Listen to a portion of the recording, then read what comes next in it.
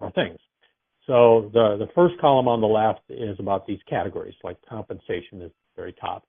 And it shows here, very satisfied. 25% of the respondents are very satisfied with their pay. Tells me that 75% were not very satisfied. Okay? The next column says very important. So 60% of the people say that compensation and pay is very important to their satisfaction. So it's interesting to look at the gap between how satisfied people are with these things versus how important it is to their overall satisfaction. So that last column on the right has to do with the gap, the difference between these two things. The bigger the gap, the bigger the issue. Now, your company and organization may be somewhat different than this. This is a national study looking at thousands of people.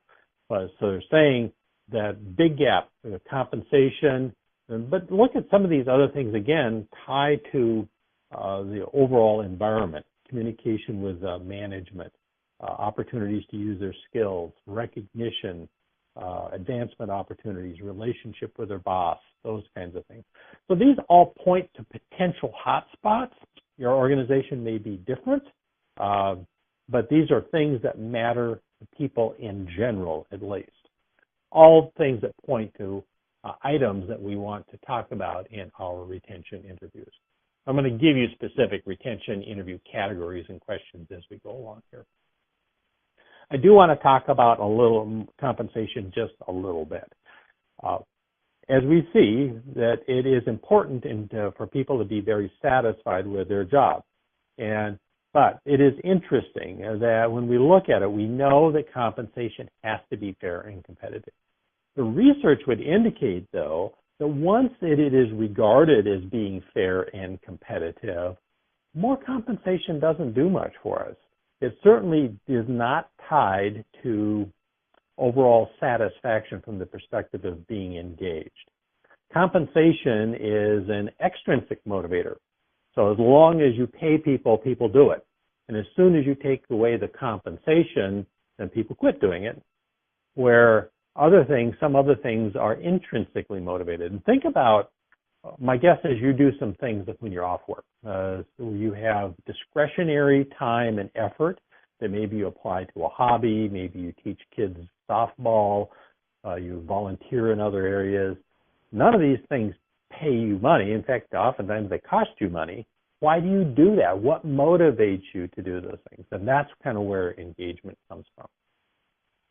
So when we do exit interviews, and we talked about this earlier, but I think this is another interesting study. They took a group of people and they asked them as they were leaving, why are you leaving? So 38% said, I'm leaving because I can get more money elsewhere. And 4% said, I'm leaving because I don't like my boss. We don't get along, whatever.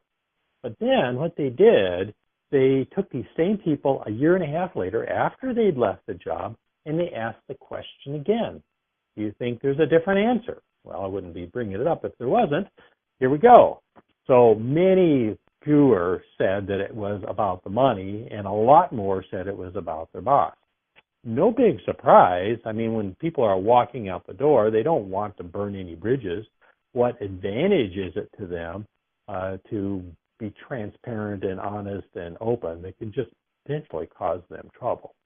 So that is one of the issues with exit interviews. You have to be careful about the way you conduct those because you may not get complete, honest information with these things. So the point here, money does matter, but oftentimes leadership, supervision, environment, relationships, communication, those kind of things oftentimes really make the big difference in whether people stay or leave. Again, point towards the questions that we want to ask. Now, World at Work did study what are the things that companies do in order to retain people, which is interesting. And I don't know if you can see the difference in color, but the ones that are kind of in blue, those are all money related. And the ones that are in black, work environment, promotion, training, those things, those are not compensation related. So what I am saying here is I think we miss the boat sometimes, that many organizations throw money at it, and that does make a difference. But the key determinant many times are these non-financial things about the work environment and so on. So Gallup has done lots of research about engaged employees.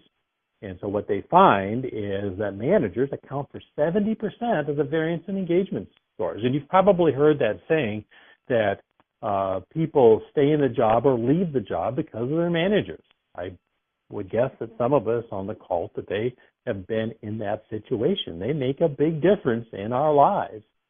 So what I would suggest from a retention perspective and turnover perspective is you look to your managers. And if there is a turnover problem, look to see if there are differences from the different work units or departments, and could it be linked to a particular manager or not. Just like with the example I was giving you before, where we had one department where we saw regular issues. One of the problems, as we all know, is that in many companies, we promote people to management and supervisory positions because they have skill in doing whatever that company does. So they manufacture something or provide services, not always because these are people who have good supervisory and leadership kinds of skills. Just tells me that we need to put effort into developing those skills because they are developed. We can enhance those kinds of skills. So bottom line, if supervisors aren't likable, admired, and replaced, there tends to be problems with performance with employees and with turnover and retention. So my suggestion is if you have those issues, pay attention to them and do what it takes to get the supervisors up to speed. You know, leadership is a learnable set of skills, so develop those leadership skills. I would also try to measure by area what their retention rates are and hold your people accountable for that. I'm kind of a fan, not everybody is, of 360 appraisals, but only to the extent that they're directly linked to the development of people. And with leadership, it's a tough job, and it's a job, quite frankly, that is never done. We always can be better as leaders. And so organizations, I think, need to take that perspective that we want to continually develop our leadership skills. Part of that then, we'll get to this later, is teaching, coaching, and mentoring skills, which are critical actually in the retention interview process. Again, these are all areas that tie to the questions that we want to ask in the retention interview. Okay. Another piece that we know that ties to engagement and retention, overall satisfaction, is whether people feel appreciated and recognized and they get those regular pats on the back. And the reason I show the picture of the dog, how many of us, how many dogs do you know who don't, they're willing to sit there all day long and allow you to give them recognition, appreciation, praise, and pats on the head.